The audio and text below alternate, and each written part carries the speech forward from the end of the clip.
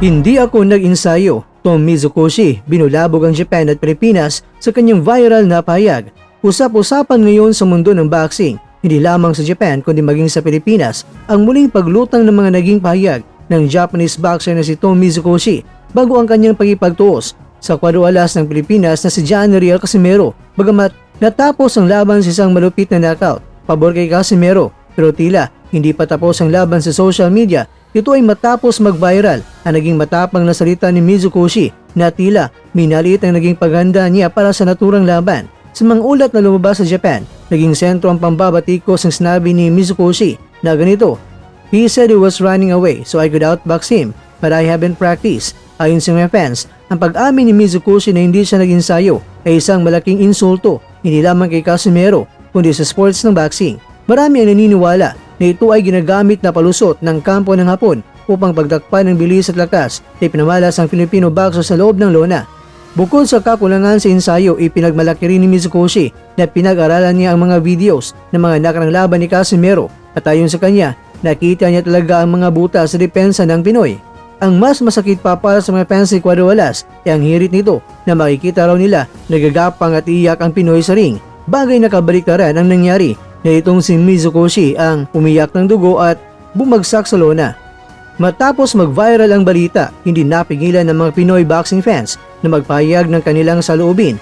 Para sa marami, ang pahayag ni Mizukoshi ay isang paraan ng damage control matapos siyang mapahiya sa harap ng kanyang magkaubayan sa Japan. Pagsusuri, bakit naging viral? Una, lack of sportsmanship. Ang pagsasabing hindi nag-ensayo ay tila nagpapakita na hindi seryosong banta si Casimero sa kanyang paningin. Pangalawa, the reason for defeat.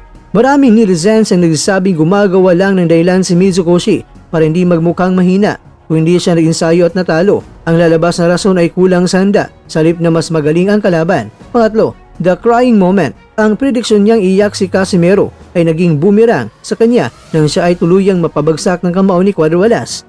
Sa kabila ng mga salitang ito, nananatili si John Riel Casimero sa kanyang dominasyon at ayon sa mga boxing analyst, kahit pa sasabihin na nag-ensayo o hindi si Mizukoshi, ang level ng karanasan at lakas ni Casimero ay sadyang napakalayo kumpara sa Japanese fighter.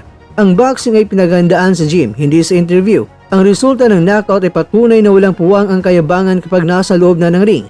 Payag na isang veteran boxing analyst. Sa ngayon mga kwento, nananatiling tahimik ang kampo ni Casimero tungkol sa viral na isyong ito, habang si Mizukoshi naman ay naharap sa matinding backlash mula sa mga Japanese fans na nadismaya sa kanyang asal at performance.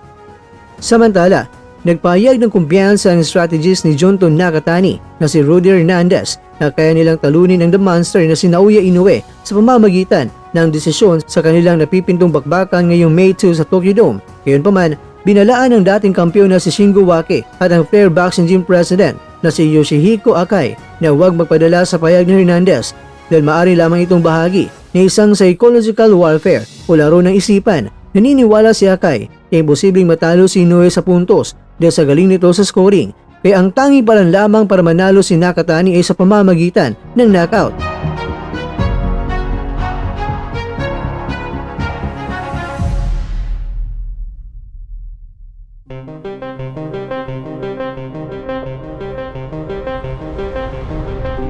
Mga kakwento, bagamat nakikita ni Waki ang posibilidad na isang dikdikan na laban, nananatili ang kanyang paniniwala ng depensa ni Inoue ang mangingibabaw at magtatapos ang laban sa isang knockout pabor sa kampiyon. Bilang tugon, nanindigan ng kampo ni Nakatani, nagagamit sila ng agresibong estilo para si Inoue ay sorpresahin at pabagsakin.